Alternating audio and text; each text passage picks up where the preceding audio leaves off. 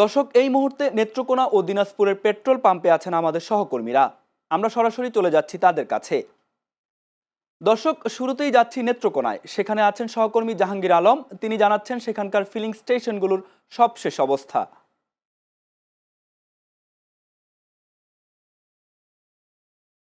কামরুল, সারা দেশের ন্যায় নেত্রকোনায় জ্বালানি তেলের সংকট দেখা দিয়েছে। নেত্রকোনা জেলার 10টি উপজেলা সদরসহ 10টি উপজেলায় তেলের তীব্র সংকট দেখা দিয়েছে। এখানে আমি যদি আপনাকে একটু দেখাতে চাই, এবিসি পাম্পে গতকাল পেট্রোল দেওয়া হলেও কিন্তু আজ এই পাম্পটি বন্ধ রয়েছে। আমি আমি আপনাকে আরেকটু জানিয়ে রাখতে চাই, এ জেলায় 18টি ফিলিং স্টেশনের মধ্যে 2-3 দিন করে প্রায় ফিলিং স্টেশন বন্ধ থাকার পর জানতে পারে যখন তেল দিবে, এর আগের দিন সন্ধ্যা থেকেই মোটরসাইকেল সহ বিভিন্ন যানবাহন ফিলিং স্টেশনে অপেক্ষা করতে দেখা যায়। অপরদিকে জ্বালানি মজুদের বিরুদ্ধে জেলা প্রশাসনের পক্ষ থেকে প্রতিদিন অভিযান চালাচ্ছে। অনেক চালক জানিয়েছেন ঘন্টার পর ঘন্টা অপেক্ষা করেও জ্বালানি তেল না পেয়ে ফিরে যেতে হয়েছে তাদেরকে খালি।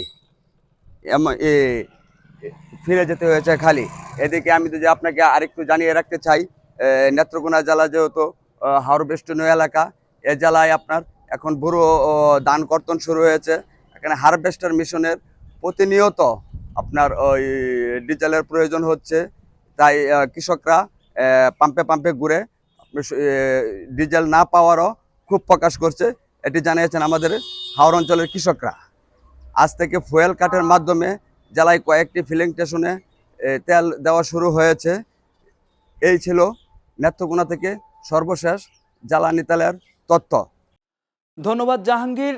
দর্শক, এবার দিনাজপুর থেকে সহকর্মী নাজমুল ইসলাম নয়ন জানাচ্ছেন সেখানকার ফিলিং স্টেশনগুলোর সব শেষ অবস্থা।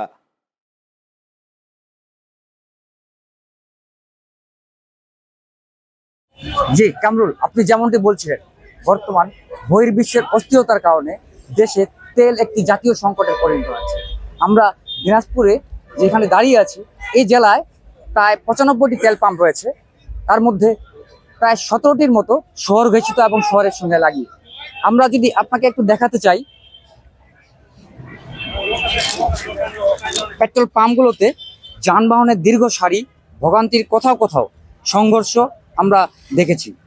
এ জেলায় বর্তমানে দেশের জ্বালানি বাজারে পাম্পগুলোতে তেলের এক অস্থির পরিস্থিতি বিরাজ করছে। বিশেষ করে পেট্রোল ও অকটেনের জন্য হাহাকার দেখা দিয়েছে।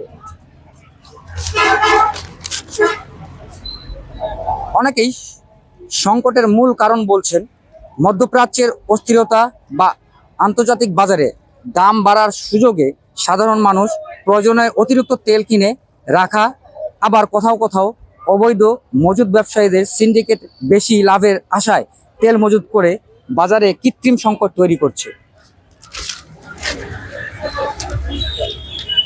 দিনাজপুর তেল পাম্প থেকে এই ছিল আমার কাছে সর্বশেষ পরিস্থিতি।